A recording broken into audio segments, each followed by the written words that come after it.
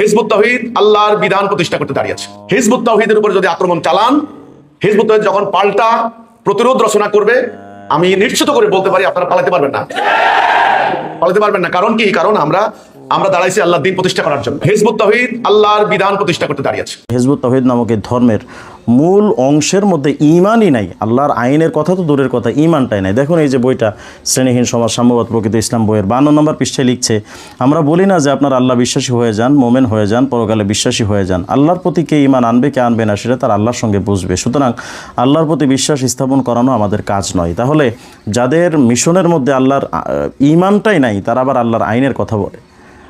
আসলে এই হিজবুত তাওহীদ বাংলাদেশে যত সংগঠন আছে সবচাইতে বেশি আইনের প্রতি বেশি গুরুত্ব দেয়, বা তাগুতের আইন বা এই মানবরচিত আইন মানার জন্য যারা বেশি গুরুত্ব দিচ্ছে তাদের নাম নাকি হিজবুত তাওহীদ। তারা তাদের বইয়ের মধ্যে লিখেছে, এটা আমার কথা নয়। দেখুন জিহাদ কেতাল ও সন্ত্রাস এই বইটার লেখক হলো মোহাম্মদ বায়েজিদ খান পন্নী, অর্থাৎ হিজবুত তাওহীদের যিনি প্রতিষ্ঠাতা। তিনি এই বইটা 7 নম্বর পৃষ্ঠার মধ্যে লিখেছে, হিজবুত তাওহীদের জন্মের সময় থেকেই আমি নীতি হিসাবে রসুলের এই তরিকা অনুসরণ করেছি। আমার কঠিন নির্দেশ দেয়া আছে, কোনো মুজাহিদ কোনো রকম বেআইনি কাজ করবে না, কোনো আইন ভঙ্গ করবে না। মানে বাংলাদেশের গণতান্ত্রিক এবং এই সেকুলারিজমের যে নীতি বাংলাদেশে চলে, মানবরচিত আইন, এই আইনগুলো তারা তাদের কর্মীদেরকে মানতে নিয়ম পর্যন্ত করে দিয়েছে। এটা তো শুধু একটা প্রমাণ, এমন 16টা প্রমাণ আমি আপনাদেরকে দেখাতে পারবো যেখান থেকে তারা তাদের কর্মীদেরকে আইনের প্রতি গুরুত্ব দিচ্ছে এবং আইন মানার প্রতি বাধ্য করছে। আর একটা প্রমাণ দেখুন, এই যে আরেকটা বই আছে আমার কাছে, মহাসত্যের আহ্বান, এটার 92 নম্বর পৃষ্ঠার মধ্যে লিখেছে বায়েজিদ খান পন্নীর লোকেরা, আমাদের ইমামের নীতি হলো আমাদের কোনো সদস্যা কোনো আইন বিরোধী রাষ্ট্রবিরোধী কাজে অংশ নিবে না। তার মানে হিজবুত তাওহীদ বোঝাতে চাই যে বাংলাদেশের যে আইন এটা আমরা এটার পূজা করি, এটা আমরা অনুসরণ করি, সুতরাং এটার বিরুদ্ধে যাওয়া যাবে না। আরেকটা প্রমাণ দেখুন, এই যে একটা বই ইসলাম শুধু নাম থাকবে, এই বইটার 127 নম্বর পৃষ্ঠার মধ্যে বায়েজিদ খান পন্নীর ব্যাপারে লেখা আছে যে তার অর্থাৎ বায়েজিদ খান পন্নীর ঘটনাবহুল 86 বছরের জীবনে একবারের জন্য আইন ভঙ্গের কোনো রেকর্ড নেই।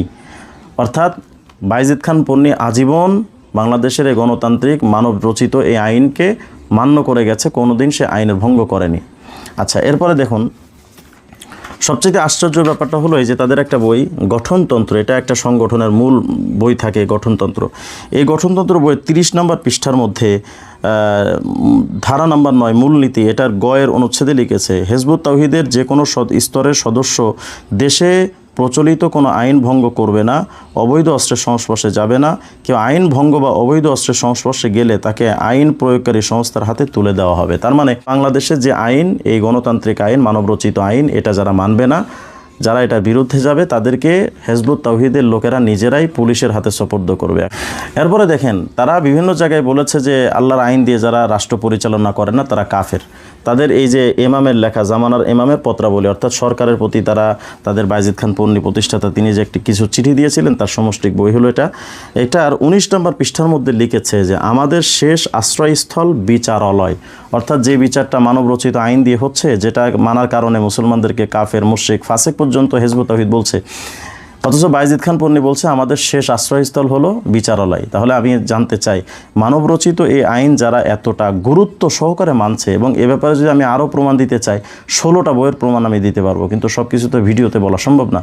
আমি এখন জানতে চাই যে এরা এরপরে কীভাবে দাবি করে যে আমরা বাংলাদেশে ইসলামের আইন চাই, কোরআনের আইন চাই। একদিকে আপনারা দেখেছেন যে তাদের সংগঠনের মধ্যে ঈমানের মিশনই নাই, আবার তারা এই এতগুলো বইয়ের মধ্যে বাংলাদেশের তাগুতের মানবরচিত আইন মানার জন্য নীতি হিসেবে পর্যন্ত তার সদস্যদের করে দিল। এরপরে বলবেন যে তারা আল্লাহর আইন চাই। এর চাইতে বড় ধোঁকাবাজি আর প্রতারণা এই জাতির সাথে কি হতে পারে?